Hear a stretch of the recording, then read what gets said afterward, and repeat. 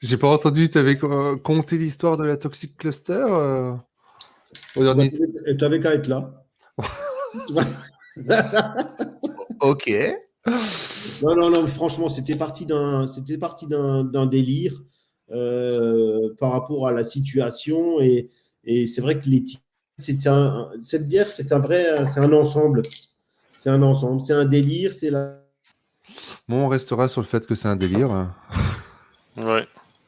Santé, Togeka. Oh là là, oh là Ah, là. Togeka est toujours là. Elsa Sbire, est-ce que tu fais tes illustrations tout seul?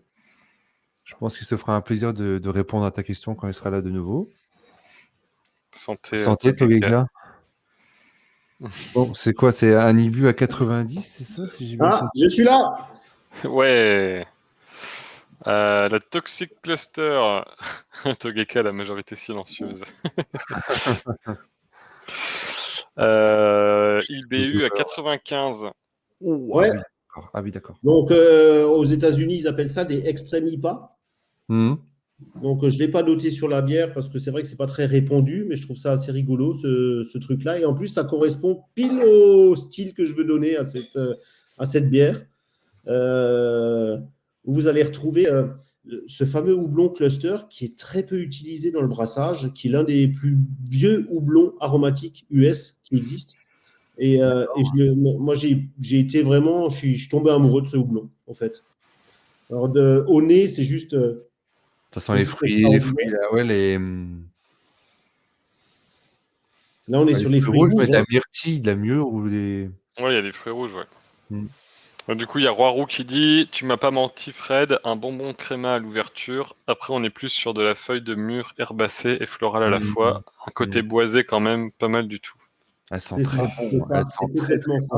bon. En fait, le côté boisé, je l'apporte avec une petite touche de cara aroma dans cette bière qui lui permet justement d'apporter cette rondeur et puis ce parfum supplémentaire qui va donner, qui va donner de la douceur à toute cette violence, quoi. Ouais. Et puis cluster, alors là, on est sur un mono houblon, hein. Donc, c'est un triple houblonnage à l'ébullition, c'est un dry hop encore en plus qui est assez costaud. Donc là, le cluster, il est partout, hein, du début d'ébullition jusqu'au dry hop. Elle sent délicieusement bon. Elle sent Ouais. vraiment bon. Moi, j'aime beaucoup. J'aime beaucoup l'odeur. Et en fait, moi, ce que j'adore, c'est ce côté, ces strates que tu vas avoir dans la bouche.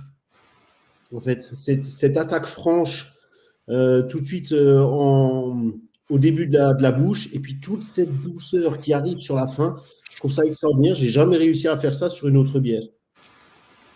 D'avoir toutes ces étapes d'un seul coup. Oh, ça tapouille, hein. Un Ah peu, oui, ouais. ça tapouille. Oui. Il y a Raph qui demande où est-ce qu'on trouve ça. À la brasserie. Alors, à la brasserie, à aujourd'hui, c'est vrai que là, c'était un premier jet, c'est la première fois. Là, vous goûtez le test. Là, à aujourd'hui, il y en a une en bouteille qui est en train de se faire gentiment, qui va être pas mal. J'adore la dentelle chez toi, là, sur le verre. T'as vu ça? Ouais, c'est très joli.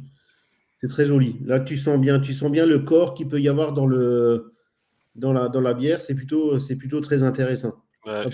Pour les gens qui s'y connaissent un peu, ils s'imaginent juste qu'il peut y avoir dedans avec cette dentelle, hein. Ouais. Donc là, Mais, aujourd'hui, on trouve ça nulle part, à moins d'être très gentil. Mais là, ça va arriver. Ça va Tu sais arriver. ce qu'il te reste à faire. Oui, en faire beaucoup, c'est ça?